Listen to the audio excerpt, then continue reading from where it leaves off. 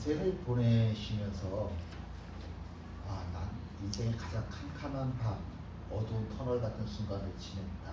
그런 순간들 있으시죠? 뭐 어떤 사람들은 병원 복도에 앉아서 밤새 검사 결과를 기다리던 그 두려운 마음으로 맞이하던 밤도 있을 것이고, 뭐 어떤 사람들은 이혼 서류에다 도장을 찍고 그날 밤, 그날 밤을 보냈던 기억도 있을 수 있고, 사업이 망했다라고 하는 뭐 통보를 받고서는 잠들지 못하던 밤도 있을 수 있고, 여러 가지나 우리가 상황이 어떠하든지 간에 아마 인생을 살면서 한 번쯤은 내 인생의 가장 어두운 밤을 내가 보냈다, 그런 순간들을 우리가 경험을 다 하지요. 낮에는 그래도 사람이 있으니까, 낮에는 바쁘니까, 낮에는 일이 있으니까 어떻게든 시간이 가는데, 이 밤이라고 하는 거는 참 묘해요. 시간이 잘 안 가요. 정말 잘 안 갑니다. 낮에 고통을 겪는 것보다는 그래서 밤에 고통을 겪는 일들이 허다합니다. 사도 바울에게도 그런 밤이 있었습니다. 사내들인 공회에서 사두개파 사람들하고 바리새파 사람들하고 부활 문제를 놓고 사도 바울을 가운데 세워놔서는 서로 자기 쪽으로 끌고 당기기 시작을 합니다. 주먹질을 해댑니다. 한쪽에서는 사도 바울을 죽여야 한다고 이야기를 하고, 한쪽에는 이 사람 무죄라고 이야기를 합니다.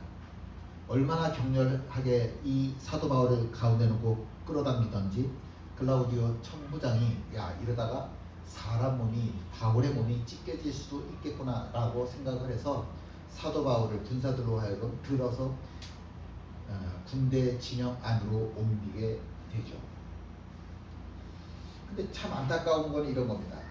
만약에 그 사람들이 사도 바울에게 이야기할 수 있는 기회를 주었다고 한다면, 자기네들은 말할 수 있는 기회를 주었지만 사도 바울을 통해서 하나님의 복음을, 참 부활이 뭔지를 들을 수 있는 기회를 얻을 수 있었을 텐데, 그래서 자기 생각이 다르다라고 한 이유로 싸움막질하면서 정말 소중한 기회를 놓치고 말았습니다. 물론 의견이 다르면 다툴 수 있습니다. 왜냐하면 사람은 연약한 피조물이니까 의견이 다르면 다툴 수 있어요. 그런데 사람이 연약한 피조물이라고 해서 항상 싸워도 된다라고 하는 뜻은 아닙니다. 연약한 피조물이라고 해서 꼭 싸워야 된다라고 하는 건 아니잖아요. 지금 이 사내들인 공의에 모여있는 사두개인들, 바리새인들, 이 사람들은 하나님의 이름을 안다고 자부하던 사람들이고, 하나님의 은혜로 하루 세끼 먹고 사는 사람들이잖아요. 하나님의 은혜로 산다고 고백하고 있는 사람들인데, 그러면서도 불구하고 하나님의 이름을 가지고 모였으면서도 불구하고 하나님의 이름을 배반하고 있는 지금 장소가 되고 말았죠. 몸싸움이 지나고 난 자리는 바울에게, 몸싸움이 지나고 난 이후에 남겨진 자리는 감옥이라고 하는 겁니다. 따뜻한 잠자리도 없었고, 따뜻한 밥, 몸을 회복시킬 음식 이런 거 전혀 없었습니다. 많이 힘들었지 그렇게 곁을 지켜줄 수 있는 사람도 없었습니다. 그냥 차가운 돌바닥, 어둠, 그리고 나 혼자. 이게 지금 바울이 느끼고 있는, 바울 눈에 보이는 그 주변의 환경들입니다. 차가운 돌바닥, 어둠, 그리고 나 혼자. 이거 정말 기가 막힌 느낌 아니겠습니까? 돌아보면 그의 인생 전체가 늘 그랬었어요. 언제나 자신은 복음을 위해서 최선을 다하였지만, 모든 걸 다 쏟아부었지만, 그를 기다리고 있던 것은 늘 감옥이었었죠. 내가 그 밤에 사도 바울이었다라고 한다면 어땠었을까? 몸이 찢겨지어 나갈 것 같은 그런 고통 속에서 홀로 남겨진 밤을 맞이하는 나는 어땠을까? 두려움이 몰려오지 않았을까요? 지친 마음에 하나님, 저 언제까지 이렇게 살아야 돼요? 라고 그렇게 하나님 앞에 투정 부리듯 하나님한테 따지고 들지는 않았을까? 지쳐서 몸은 아픈데, 힘은 드는데, 괴로운데, 눈을 감아도 잠은 오지 않고 감옥의 벽만 이렇게 멀그러니 좀 바라보는 그런 시간들은 아니었었을까? 이 밤이라고 하는 건 참 묘하게도 사람이 가지고 있는 그 무의식을 막 끌어올려내는 힘이 있어요. 이 밤이라고 하는 게. 낮에는 바쁘다니까요. 근데 밤이 되면 그런 바쁜 이런 일들에서부터 내가 벗어나잖아요. 사람들에게서부터 벗어나잖아요. 사도 바울도 매한가지거든요. 낮에는 열심히 살았지만 그러나 이 밤이 되고 나니까 주변에 아무것도 없어서 내가 물론 사도 바울은 신앙의 위인이에요. 예수님 다음으로 위대한 사람이 사도 바울이라고 이야기는 하지만 그 위대한 신앙의 사람이라고 하는 이름을 가지고 있어도 사도 바울이 맞이하는 이 밤 절대로 녹록진 않을 거예요. 쉽지 않을 거예요. 외롭고 절망스럽기도 하고 지겨울 것 같기도 하고 그럴 겁니다. 생각해보면 이런 밤도 처음은 아니에요. 빌립보에서도 그런 일 겪었었고 에베소에서도 그런 일 겪었었고 이미 여러 번 이렇게 아픈 밤, 어두운 밤, 끝날 것 같지 않은 밤을 많이 지내왔었습니다. 근데 사람이 참 묘한 거는 이 고통이라고 하는 게, 외로움이라고 하는 게 내가 견디고 하루 외롭고 하루 힘들고 하루 외롭고 하루 힘들고 이런 것들이 시간이 지나면 내가 다 견딜 수 있을 것 같고 다 이길 것 같은데 이상해요. 고통이라고 하는 것도 외로움이라고 하는 것도 시간이 지날수록 쌓여서 너무 무거워지지, 고통이라고 하는 것에, 외로운 것에 단련이 되는 사람 이 세상에 단 한 명도 없더라고요. 단 한 명도 없더라고요. 아마 사도 바울도 그렇게 인생 밑바닥으로 떨어지는, 나락으로 떨어지는 그런 외로움을 좀 겪지 않았었을까? 그냥 제 수준에서 생각을 해보는 사도 바울의 모습은 그렇습니다. 함께 있습니다. 그날 밤에 주께서 바울 곁에 서서 이르시되 담대하라, 내가 예루살렘에서 나의 일을 증언한 것 같이 로마에서도 증언하여야 하리라 하시니라. 사도 바울이 혼자인 줄 알았습니다. 그런데 예수님께서 그곳에 계셨습니다. 오늘 말씀을 읽는데 좀 유독 눈에 보이는 단어 두 가지가 있어요. 하나는 서서라고 하는 단어입니다. 다른 데도 읽었던 단어인데, 보았던 단어인데 유독 이 서서라고 하는 단어가 좀 눈에 보여요. 그래서 사전을 찾아보니까 이 서서라고 하는 뜻은 단순히 내가 너 옆에 서 있다 이런 의미가 아니더라고요. 여기 최민수 집사님이 서 있으면 누군가가 열심히 달려와서 그냥 전봇대 마냥 옆에 딱 서 있는 모습, 그게 서서더라고요. 그냥 내가 있으니까 누군가가 서 있다라고 하는 그런 느낌이 아니라 마치 전봇대처럼, 태산처럼 나 있는 곳에 달려와서 딱 서 있는 그런 모습, 이게 서서예요. 이 서서라고 하는 단어를 성경에서 쓰는 걸 보면 예수님께서 누군가에게 나타나실 때, 예수님께서 누군가에게 나타나실 때 내가 너의 곁에 있다라고 할 때 쓰시는 단어가 서서예요. 그러니까 바울이 자기 혼자 그냥 멀그러니 그냥 감옥벽만 쳐다보고 있을 때 누군가가 이 감옥의 문이 닫혀 있는데 예수님은 키도 없이 이 여기를 들어오시네요. 그냥 자기들 곳으로 달려오시더니 자기 앞에 딱 서 계신 것이 느껴지더라라고 하는 겁니다. 방금 전까지는 아무도 분명히 없었던 것 같았는데, 외롭기만 했는데, 너무너무 힘들기만 했는데 지금 예수님이 내 앞에 딱 서 계신 것이 느껴진다라고 합니다. 또 좀 주의 깊게 눈에 들어오던 단어가 하나 있는데 그게 뭐였냐면 이 담대하라고 하는 단어입니다. 담대하라. 너 왜 그래? 너 똑바로 못해? 너 이것밖에 못해? 그렇게 다그치는 그런 언어가 아니에요. 두려움에 빠져있는 사람에게 가서 야 똑바로 해, 네가 잘못했으니까 그렇지, 이렇게 얘기하는 게 아니라 그 두려움에 빠진, 그래서 마음이 짓눌려져 있는 사람에게 찾아가서 힘들어? 일어나자. 그 사람의 마음을 먼저 이렇게 세워주는 단어가 그게 담대하다라고 하는 겁니다. 담대하다. 예수님께서요 병자들에게 하셨던 단어가 담대하라였었습니다. 풍랑에서 제자들이 풍랑을 만났을 때 제자들에게 하셨던 말씀도 담대하라 였었습니다. 감옥 안에 있는 바울에게 하시는 말씀도 담대하라 였고, 갈릴리 바다 위를 걸으셨던 그 주님이 제자들을 향해서 하셨던 말씀도 담대하라 였었습니다. 예수님께서 쓰시는 단어, 사람을 붙잡으시기 위해서 사용하시는 단어는 절대로 경멸하고 책망하는 그런 단어가 아니라 그의 마음을 알아서 세워주시는, 마음을 먼저 세워주시는 단어 담대하라 였었습니다. 주님은 내 옆에 서 계시는 분이시고 주님은 나에게 담대하라 말씀하시는 분이십니다. 그리고 보면 이 담대하라, 서다라고 하는 단어는 비단 여기 지금 우리가 읽은 사도행전 23장 11절 말씀에만 있는 것은 아니더라고요. 보니까 엘리야 선지자가 갈멜산에서 바알 선지자 450명, 아세라 선지자 400명, 850대 1의 전쟁 승리를 하고 기쁨을 누려야 될 순간에 이세벨이 내가 저놈 저거 죽이기 전에는 난 밥도 안 먹어. 그리고 이를 갈고 있다는 소리를 들으면서 생명의 위협을 느끼는 거예요. 순식간에 내가 분명히 승리의 기쁨을 누려야 되는 순간에 이세벨이 단 한마디 내가 너 죽여버릴 거야. 나 절대로 너 죽이기 전에 밥도 안 먹을 거야. 이 한마디 때문에 죽음의 공포를 느끼는 거예요.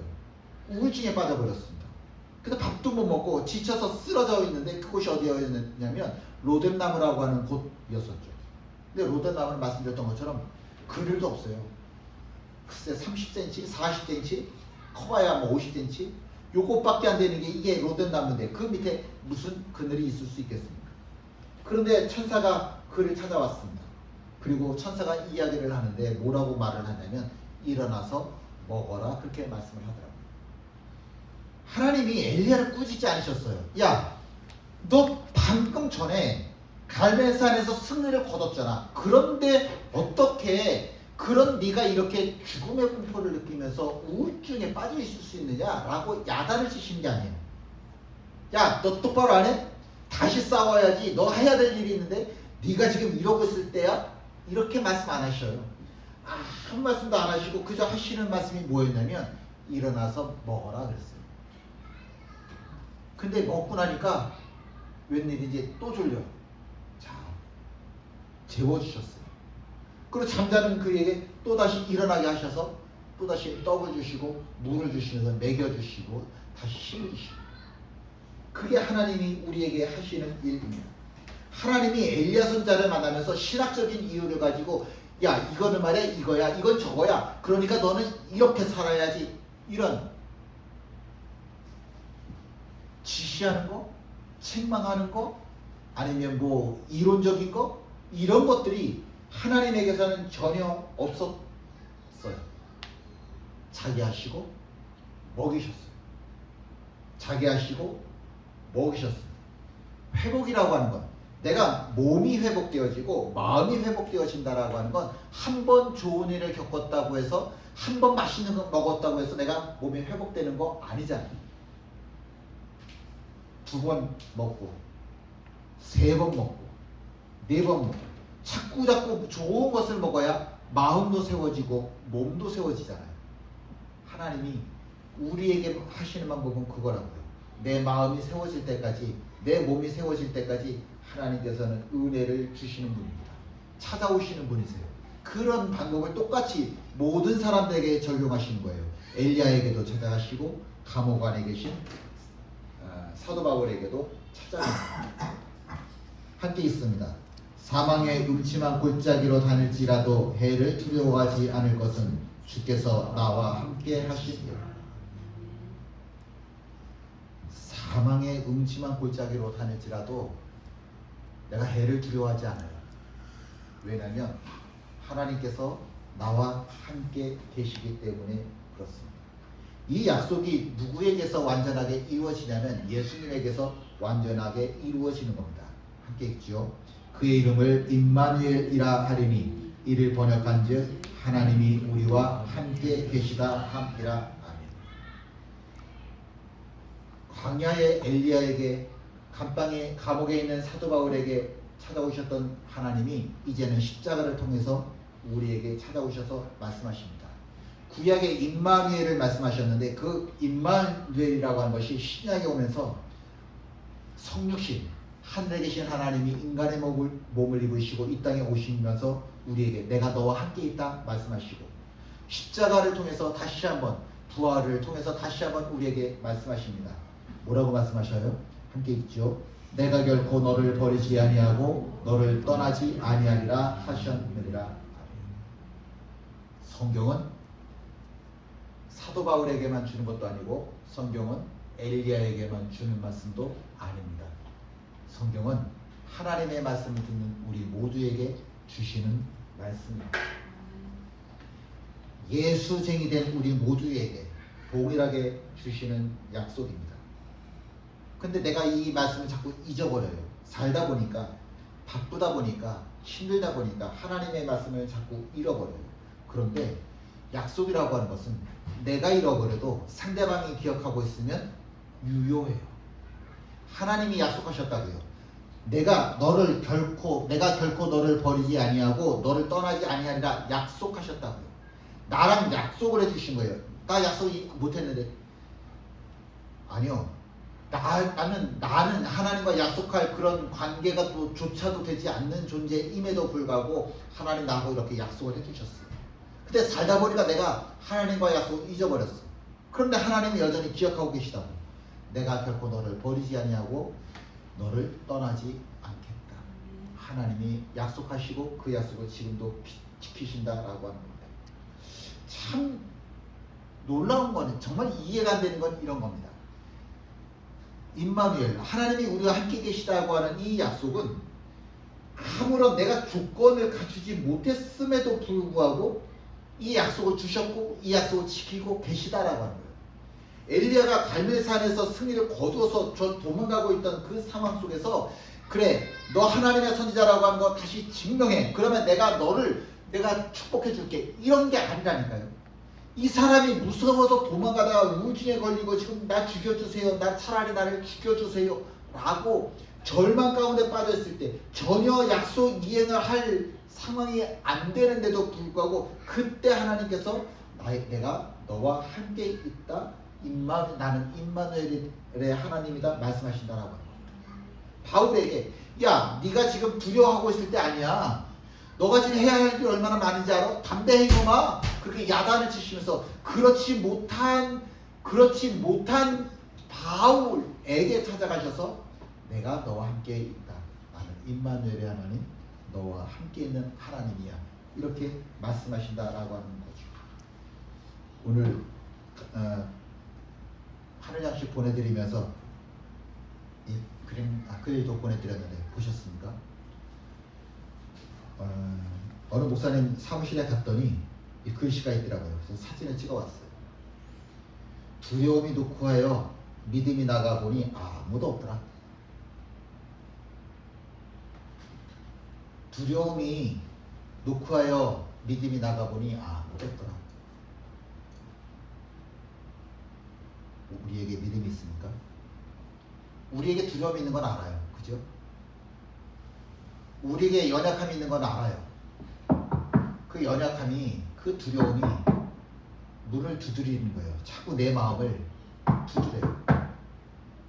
그래서 내 안에 있는 믿음이 쫓아나가면 아무도 없는데, 내 안에 믿음이 없으면 이 두려움의 문을 열면 두려움이 가득하고, 연약함의 문을 열면 연약함이 가득 차 있다는 거예요.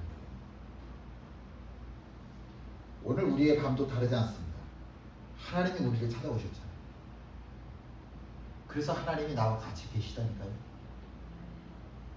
내가 이만한 신앙의 수준이 올라가야, 이만큼 내 신앙이 자라나야 하나님께서 그 약속을 지켜주시는 것이 아니라, 내가 아무런 약속을 지킬 수 없는 그저 연약한 피조물 하나, 그 존재에 불과할 때에도 주님께서는 내가 너와 함께 있다 약속해 주신다라고 하는 겁니다.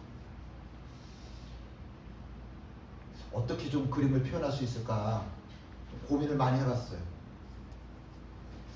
그래, 사람이 이렇게 등 대고 이렇게 앉아보는 경험을 해보셨죠? 누군가가 힘들어할 때 그 옆에 이렇게 딱 그 옆에 아니면 그 뒤에 등 대주고 같이 같이 앉아 있으면 얼마나 마음이 든든해지는지 몰라요. 뭔가 해줘서가 아니라 이게 내 등에 딱 이렇게 받쳐주고 있으면 이게 왜 이렇게 좋은지 몰라. 사람이 힘들면 이렇게 바닥에 혼자 이렇게 기대고 앉아 있는 게 아니라 사람이 아닌데도 벽에 가서 기대서 이렇게 앉아 있잖아요. 누군가가 내 등에 이렇게 기대줬으면 좋겠잖아요. 근데 그 누군가가 주님이시다. 그 주님. 누군가가 주님이시야.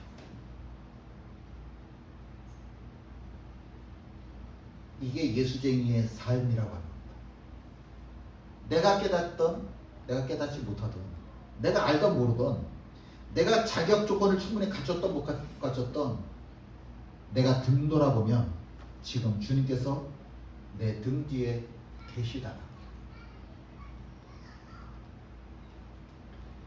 근데 이렇게 설교를 마치면 안 되겠더라고요. 좀 더 나가였으면 좋겠어요.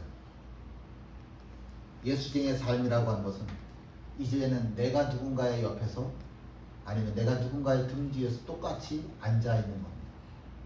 그게 예수쟁이의 삶입니다. 우리는 살면서 상황이 바뀌면 그게 기도의 응답이라고 생각을 합니다. 근데 성경을 보니까 하나님께서는 상황을 바꾸시는 걸로 응답하시지 않더라고요. 하나님이 봐라 상황을 바꿨지. 물론 상황에 바뀌어서 응답되는 것이 없다라고 하는 이야기가 아니라 그것보다 훨씬 더 많고 훨씬 더 하나님께서 하시고 싶어하는 말씀은 뭐냐면 문제 속으로 하나님이 들어와서 내가 너 옆에 계시다라고 하는 이것으로 응답하신다라고 하는 거예요. 임마누엘이야. 나는 너와 함께 있어. 이 말씀으로 오히려 우리에게 찾아오셔서 말씀해 주시는 응답하시는 분이시라. 내가 너와 함께 있어. 그것처럼 예수쟁이로 살아가는 우리에게도 동일한 삶이 주어졌습니다. 보니까요, 참 외로운 사람 문제 투성이에요. 여러분 뉴스에 보면 말도 안 되는 게 사람이 이렇게까지 할 수 있어 그런 사람들 많잖아요. 근데 그 사람들의 공통적인 문제가 뭘까요? 그 사람 등 뒤에 누군가가 아무도 없었던 거예요. 등 대주는 사람이 없는 거예요. 그 사람을 향해서 책망하고 가르치려고 하고 야단치려고 하고 뭔가 좀 뭐라 그럴까요? 자꾸 끌고 나가려고 하는 사람은 있어도 그냥 말없이 좀 늦어지면 어때? 좀 늦어지면 어때? 그 등 뒤에서 이렇게 봐줘주는 그런 사람이 없으니까 사람 마음이 자꾸 병들고 그러다 보니까 세상이 자꾸 짐승들만 살아가는 세상처럼 변하고 있잖아요. 예수쟁이의 삶은 주님께서 내 곁에 계시지만 그러나 나도 누군가의 곁에 누군가의 등에 있는 것, 이게 예수쟁이의 삶이라고 하는 것. 이제 우리 주님의 손을 붙잡고 다시 살자고요. 주님은 언제나 우리에게 손을 내미시는 분입니다. 그 주님의 손을 잡고 이렇게 세워주시는 주님의 손을 잡고 우리가 일어서야 되지 않겠습니까? 이제 말씀을 마치고 우리가 세상을 향하여 나갈 텐데 그 세상은 하나님이 우리를 이끌어 주시는 세상, 하나님께서 동행해 주시는 세상입니다. 그 세상 안에서 자유를 누리시고 평안을 누리시고 행복을 누리시고 주님의 참된 은혜를 누리시고 복된 한 주가 되기를 주님의 이름으로 축원드립니다. 함께 하셔서 찬양하시죠. 우리 함께 기도할 제목이 이렇습니다. 주님의 인재를 믿게 하소서, 담대함을 얻게 하소서, 곁에 서는 예수쟁이